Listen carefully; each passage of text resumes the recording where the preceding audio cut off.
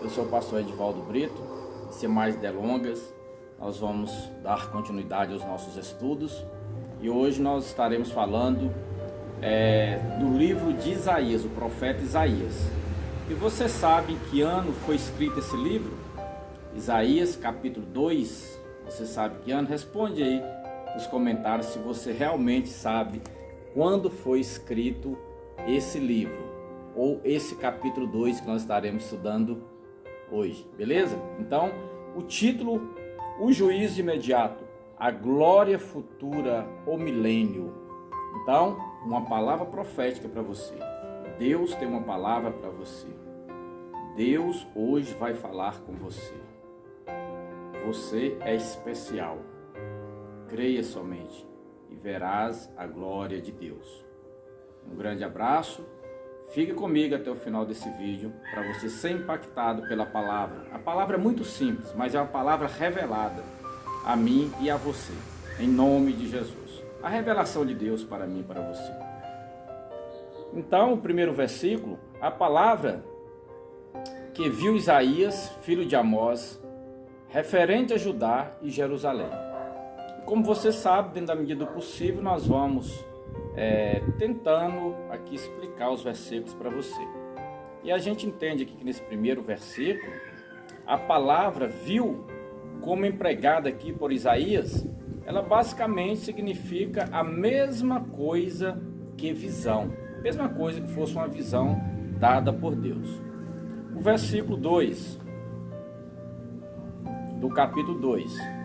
E há de acontecer que nos últimos dias será confirmado o monte da casa do Senhor por cabeça dos montes, e será exaltado sobre as colinas, e correrão a ele todas as nações.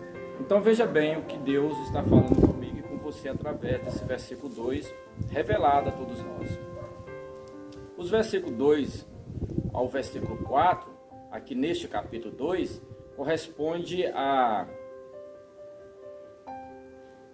profecias de Miqueias no capítulo 4, versículo 1 ao 3. Então, a profecia de Miqueias aconteceu 17 anos mais tarde que a de Isaías. Alguns se perguntam se o profeta posterior usou a profecia do anterior, mas isso demonstra uma carência de inteligência.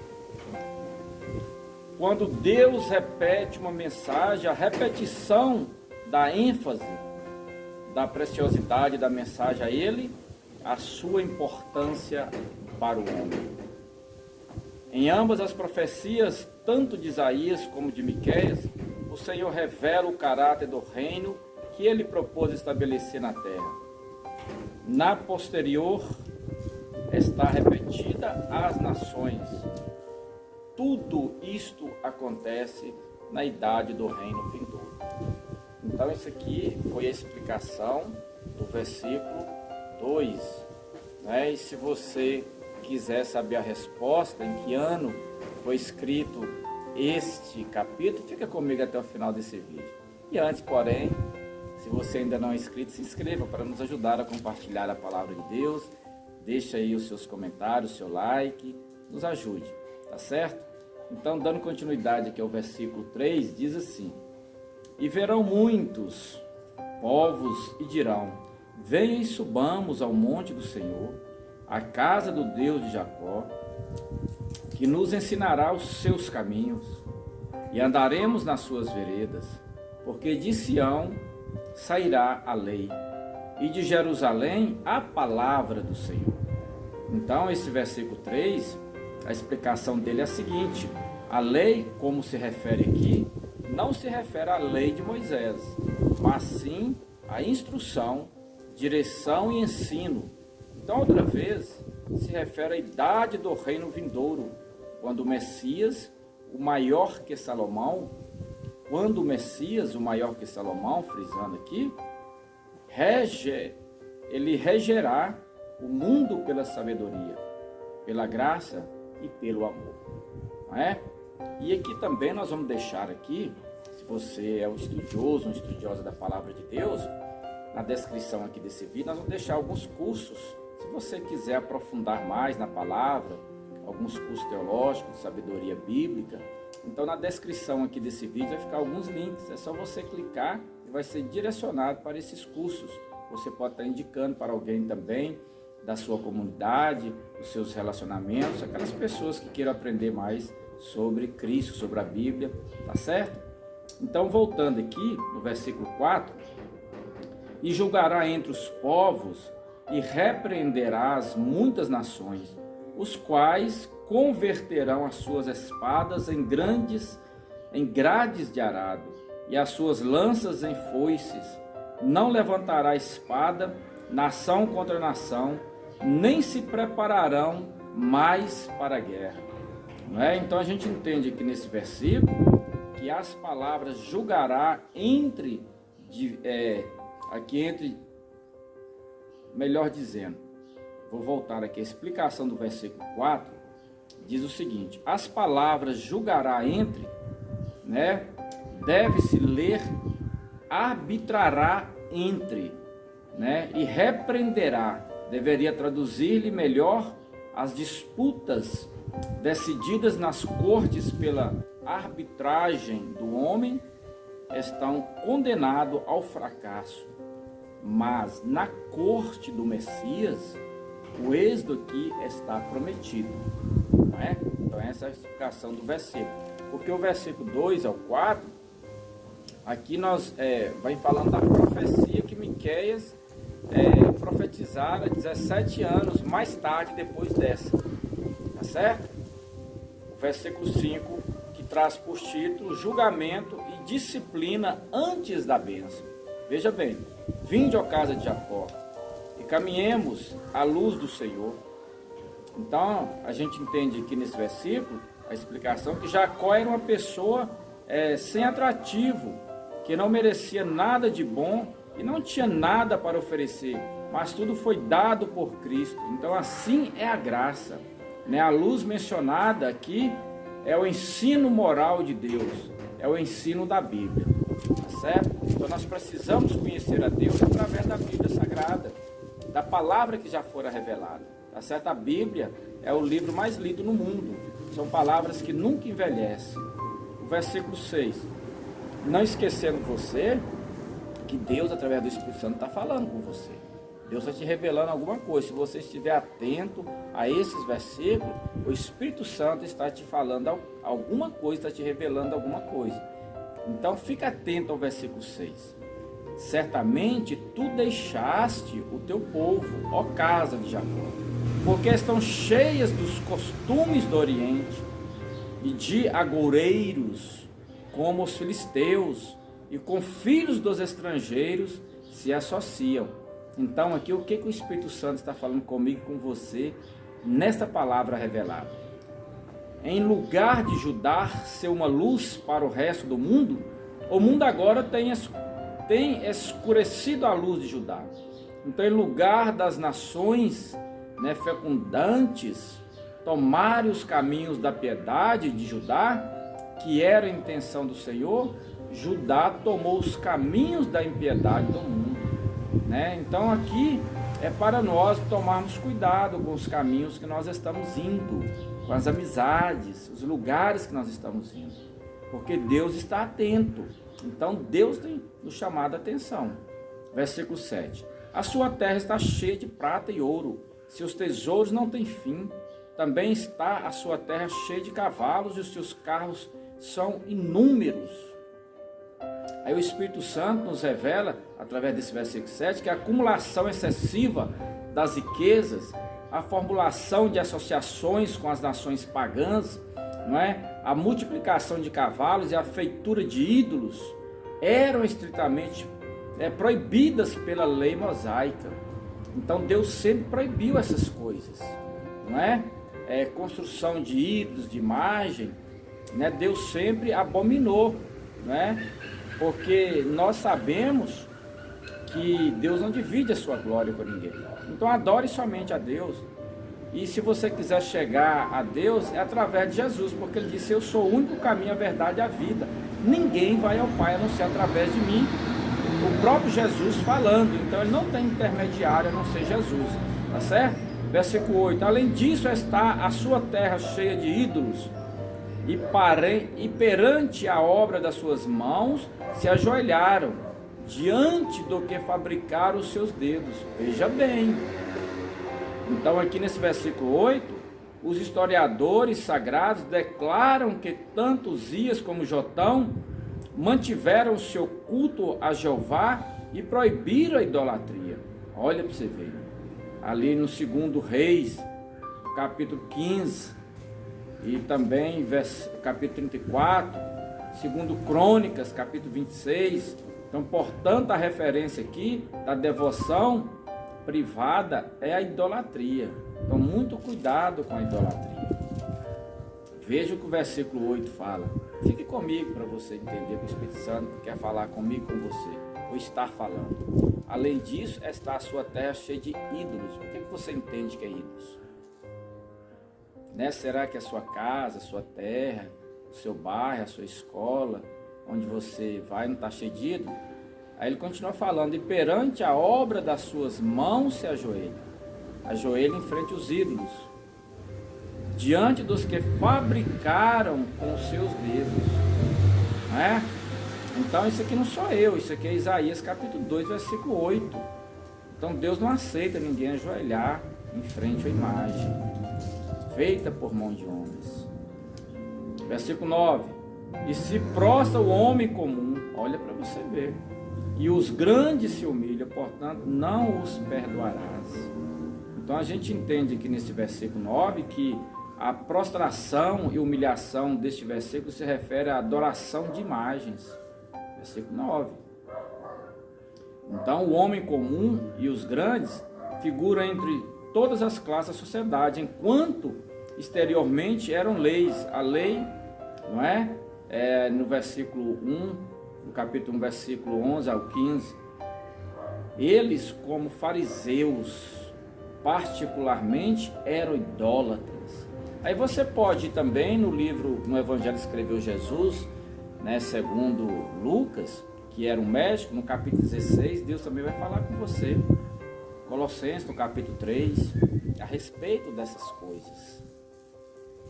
Aí, dando continuidade ao capítulo 2, vamos para o versículo 10, que vai falar o dia do Senhor. Veja bem, o dia do Senhor, entre as rochas, e te esconda no pó, da presença espantosa do Senhor e do esplendor da sua majestade. Então aqui esse versículo 10, o que nós entendemos no versículo 10? Que essa proclamação tem propósito de humilhar aos orgulhosos, homem comum, homem grande, não é? Versículo 11, Deus continuando falando: a altivez dos olhos do homem será abatida e a soberba dos homens será humilhada, e somente o Senhor será exaltado naquele dia. Então nós entendemos aqui no versículo 11 o seguinte, que naquele dia se refere ao segundo advento, não é? A altivez dos olhos do homem é o anticristo, então ele será humilhado, somente Jesus Cristo será exaltado naquele dia. Versículo 12: porque o dia do Senhor dos Exércitos virá sobre todo soberbo e altivo e sobre todo arrogante, para que seja abatido. Então aqui nós entendemos que a mesma natureza do anticristo, e todos os que lhe seguem será soberba e altiva. Então o Espírito Santo diz que será abatido. Você pode conferir lá no livro de Apocalipse, no capítulo 19, que é o livro das revelações. Versículo 13: e sobre todos os cedros do Líbano, altos e sublimes, e sobre todos os carvalhos de Bazã. Então aqui a gente entende a explicação que estes cedros e carvalhos são simbólicos dos homens eminentes e poderosos que se unirão com o homem do pecado, que tentará aniquilar a Israel e dominar o mundo. Outra vez o Espírito Santo diz que eles serão abatidos, não é? Todo aquele que quer tomar o lugar de Deus será abatido, os orgulhosos serão abatidos. Então é isso que o versículo está dizendo. Agora o versículo 14: e sobre todas as montanhas altas e sobre todas as colinas elevadas. Aí nós temos a explicação para esse versículo 14. E outra vez, as montanhas e as colinas significam as nações, reino e poderes regidos pelos grandes do versículo 13. Então, o manto de condenação de todos os esforços do homem está imposto aqui, tá certo? Então, fique bem atento ao que o Espírito Santo está falando. Parece confuso, mas peça ao Espírito Santo para te revelar. Versículo 15: e sobre toda a terra a torre alta, e sobre todo o muro forte. Então, isso aqui, esse versículo 15, fala dos preparativos, esforços de guerra e armamentos militares voltados para a aniquilação de Israel, né, que o mundo se levantará contra Israel. Né? Você observa aí que quando fala Israel, causa um burburinho terrível aí nas redes sociais, não é? Às vezes entra nessa área da política aí, a gente não vai falar de política, mas às vezes a gente ouve nas redes sociais, o presidente da República, Bolsonaro, fez aliança com Israel, usou a bandeira de Israel, fica essas coisas aí que, né, a gente não vai ater isso, mas a gente ouve muito isso, tá certo? Mas Israel é uma nação escolhida por Deus. Aí o versículo 17: e a altivez do homem será abatida, e a soberba dos homens será humilhada, e só o Senhor será exaltado naquele dia. Então veja bem, nesse versículo 17 aqui, né? Desculpa, vamos voltar ao versículo 16. E sobre todas as naves de taças e sobre todas as pinturas apreciadas. Aqui a gente entende que isso se refere aos poderosos navios do anticristo e todos os preparativos para a guerra. Então, as pinturas apreciadas se referem aos seus ídolos, e os quais serão todos completamente destruídos. Aí a gente vai para o versículo 17. E a altivez do homem será abatida, e a soberba dos homens será humilhada, e só o Senhor será exaltado naquele dia. Então a gente entende aqui que essa passagem é muito similar ao versículo 11, e com o propósito do Espírito Santo, a mesma natureza do anticristo, né? E de seus seguidores será o orgulho, mas ele e todos os seus sequazes serão abatidos por Deus. Aí, para nós terminarmos esse capítulo 2, nós vamos para o versículo 18, que vai falar da idolatria abolida. Então diz aqui o versículo 18: e tirará totalmente os ídolos. Então aqui, o que o Espírito Santo está falando comigo nessa palavra revelada? Que o ídolo gerando aos ídolos, será o anticristo. E todo será completamente abolido. Isso acontecerá na segunda vinda de nosso Senhor e Salvador Jesus Cristo. Então ele está prestes a vir, pode ser hoje. Ele pode vir hoje, a Bíblia diz isso. Aí o versículo 19: e os homens então entrarão nas cavernas das rochas e nas covas da terra, pela presença espantosa do Senhor e pelo resplendor da sua majestade, quando se levantará ele para ferir a terra. Então isso aqui refere à segunda vinda de Jesus. Como eu já disse, ele pode vir hoje, tá certo? Para nos buscar, para estar com ele para todo sempre. Então no versículo 20, diz aqui: naquele dia tomará o homem os seus ídolos de prata e os seus ídolos de ouro, que tem feito para adorá-los, e os lançará às toupeiras e aos morcegos. Versículo 21: e entrarão nas fendas das rochas, e nas fendas dos penhascos, por causa do pavor do Senhor e da glória da sua majestade, quando se levantar para fazer tremer a terra. Então nós entendemos aqui, nesse versículo 21, o seguinte, que para dar ênfase, o Espírito Santo repete a demonstração do versículo 19, na última parte do versículo 21. Então a vinda do Senhor definitivamente será fazer tremer a terra, será sem dúvida o acontecimento mais catastrófico e memorável, né, que jamais foi experimentado sobre a face deste planeta. É o que está prestes a acontecer. Versículo 22. E deixai-vos do homem, cujo hálito está nas suas narinas, porque do que ele é estimado, não é? Então que Deus continue te abençoando, te guardando e te protegendo, não é? Porque no versículo 22, o juízo do versículo 12 aos 21 teve um cumprimento parcial, a destruição de Jerusalém pelos babilônios, mas o seu cumprimento pleno está descrito em Apocalipse, no capítulo 6. Continue nos seguindo. Um grande abraço, um beijo, até o